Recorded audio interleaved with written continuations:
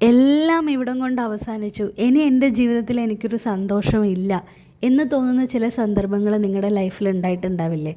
ആരോടെങ്കിലും നിങ്ങൾ ആ കാര്യം ഷെയർ ചെയ്യുമ്പം ആദ്യം തന്നെ എല്ലാവരും പറയാ, നിനക്ക് ഡിപ്രഷൻ ആയതാണ്, നീ ഒന്ന് ഡോക്ടറെ കാണിക്ക്, മരുന്ന് കഴിച്ചാൽ മാറാവുന്നതേ ഉള്ളൂ എന്ന്. പക്ഷെ ഞാൻ നിങ്ങളോട് പറയാണ്, അങ്ങനൊരു സന്ദർഭം നിങ്ങളുടെ ലൈഫിൽ വരുവാണെങ്കിൽ നിങ്ങളൊരു പെറ്റിനെ മേടിക്കുക, അല്ലെങ്കിൽ നിങ്ങളുടെ പെറ്റിൻ്റെ കൂടെ നിങ്ങൾ കുറച്ച് സമയം ഒന്ന് ചിലവഴിച്ച് നോക്ക്. ഒരു മെഡിസിനും മാറ്റാൻ പറ്റാത്ത എന്തോ ഒരു മാജിക്ക് ഇവർക്കുണ്ട്.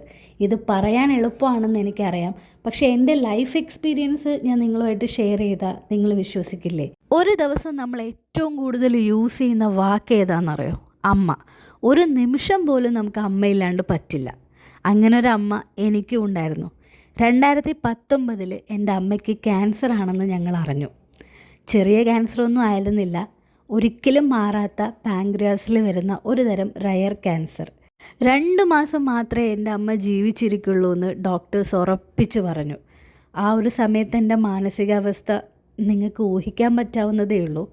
എന്നാലും ഞാൻ ഇന്ന് വരെ എൻ്റെ അമ്മയുടെ മുമ്പിൽ കരഞ്ഞിട്ടില്ല. നമ്മൾ കരഞ്ഞാൽ അമ്മ ഡൗൺ ആയി പോവും.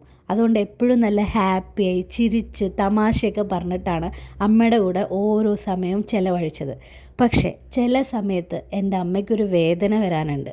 ഒരു മകളെന്നുള്ള രീതിയിൽ അതെനിക്ക് കണ്ടു നിൽക്കാനായിട്ട് പറ്റുകയില്ല. അപ്പം ഞാൻ നേരെ ഓടി ചെല്ലുന്നത് എൻ്റെ ലിയോലാവിയുടെ അടുത്തോട്ടാണ്. അവരുടെ മുമ്പിൽ നിന്ന് ഞാൻ പൊട്ടി കരഞ്ഞിട്ടുണ്ട്.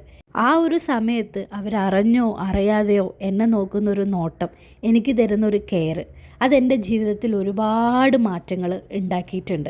അങ്ങനെ 2022 ഒരു ദിവസം പെട്ടെന്ന് അമ്മ അങ്ങ് പോയി.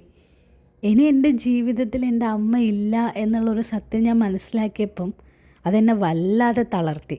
ഉറക്കം നഷ്ടപ്പെട്ട എത്രയോ രാത്രികൾ, കരഞ്ഞ് കരഞ്ഞ് കണ്ണീരില്ലാണ്ടായി പോയ ദിവസങ്ങൾ, അന്നെല്ലാം എനിക്ക് കൂട്ടായത് എൻ്റെ ലിയോലാവിയാണ്. അവരറിഞ്ഞോ അറിയാതെയോ അവരുടെ ആ ഒരു മാജിക്കൽ പ്രസൻസിൽ ഞാൻ ഇന്നും ഹാപ്പി ആയിട്ടിരിക്കുന്നു.